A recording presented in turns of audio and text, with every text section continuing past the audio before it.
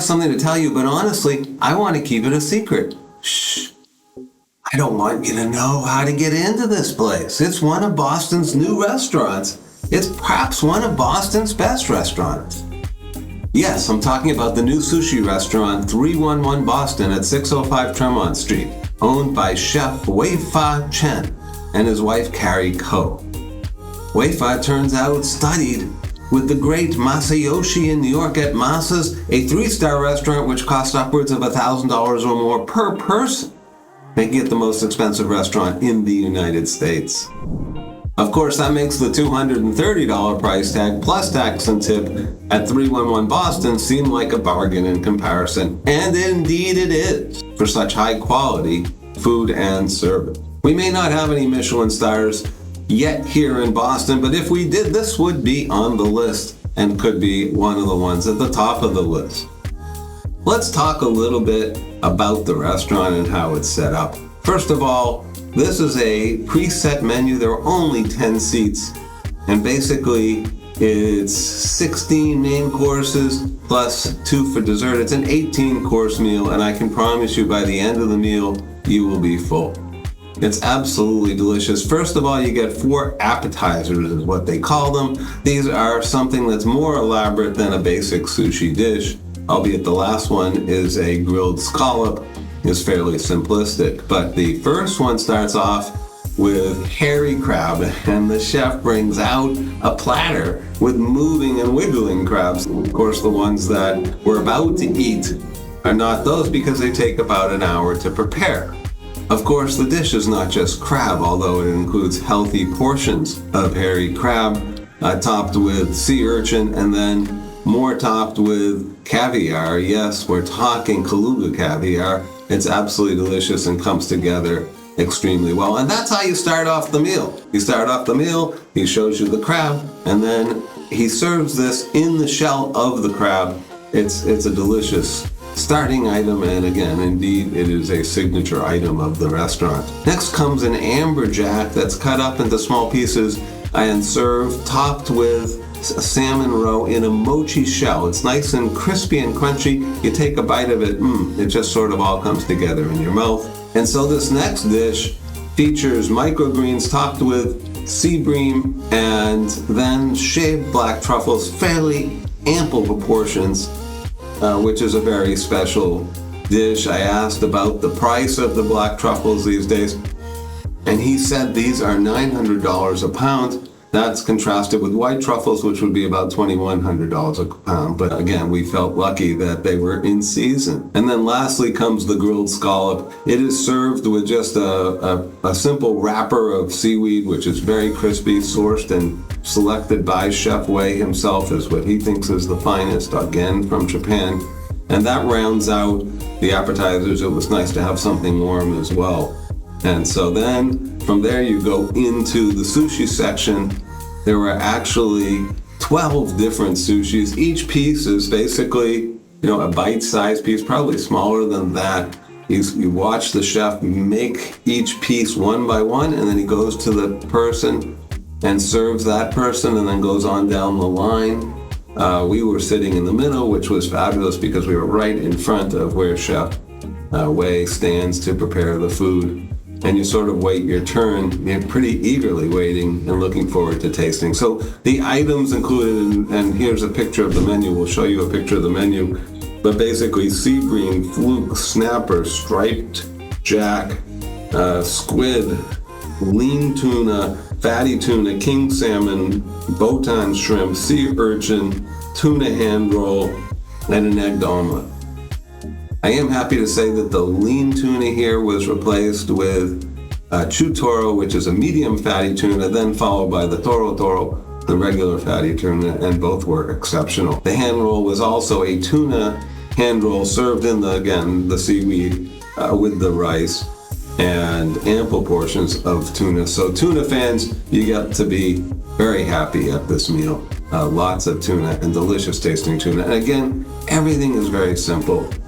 Basically, Chef Wei prepares the rice in his hands, and then he puts just a little bit of wasabi on it. Again, He showed us the wasabi. It takes 3 years to grow this wasabi, and then it's ground fresh right in front of us. And that's what he serves. So he puts a little bit of wasabi on top of the rice before.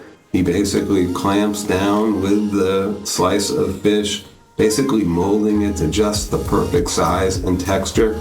And then he brushes on his homemade soy sauce. He takes great pride in these elements in the fresh rice that he makes every day, served warm, not hot and not cold, warm, above room temperature.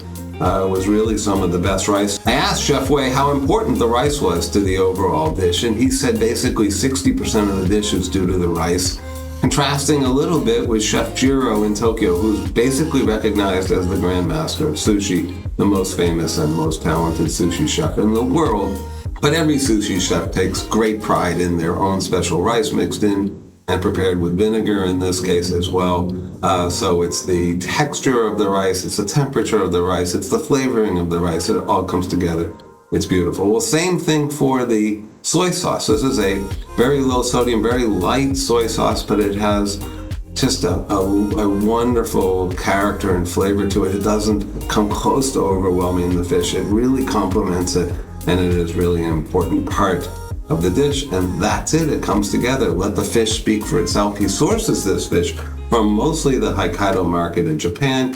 He's gone through multiple suppliers to some extent with various elements of the different fish. The uni, the sea urchin, is sourced also specially from Japan. He says it's one of the sweetest in the world that he's ever tasted.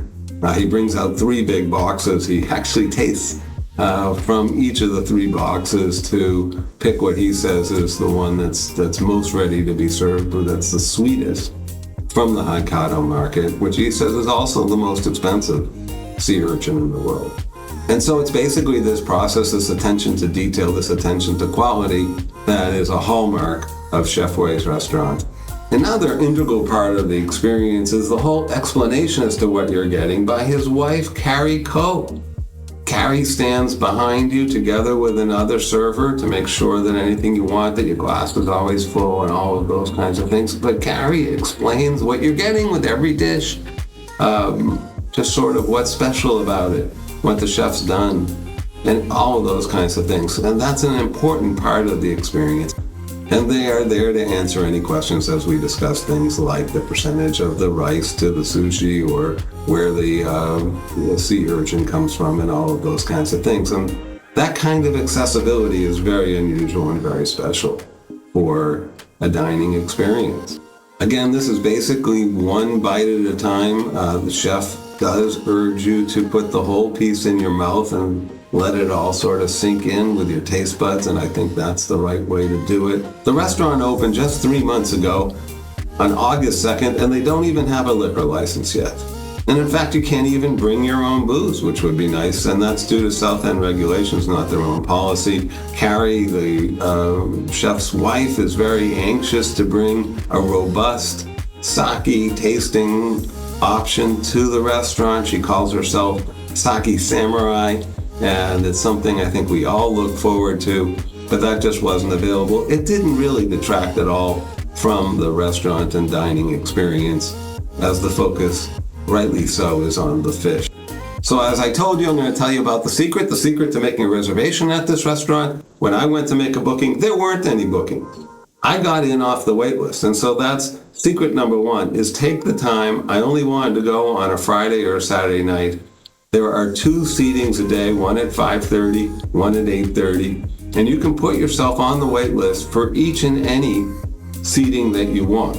But you have to do it one by one. I wish there was a way to check, X number of dates, etc., and put yourself on, but you have to manually go through this. This is fairly common for many restaurants, and it's really part of the reservation system. They don't control that. They subscribe to a system called, I think, POC, and you have to enter one by one. But I did that going forward for many weekends. I only wanted to go on a Friday or Saturday, preferably a Saturday. And so about 10 days, a week to 10 days before we actually went to the restaurant, we got an email from the restaurant that Reservation had opened up on Saturday night at 8:30, which was just perfect. The service takes about 2 hours, so we were done around 10:30, and that worked out fairly well. I was thinking it might be as much as 3 hours, but 2 hours was really perfect. And pretty much everything was perfect. So I might have had some minor preferences on things such as the uni and the toro and the sweet shrimp. But overall, it's the consistency, it's the high consistency. It's frankly, that's why it was hard to really pick which one of these things I like best, because I really like them all. And that is the hallmark of a terrific restaurant and a great dining experience. So the other secret to how to get a reservation here is to book when they open up. Bon appetit.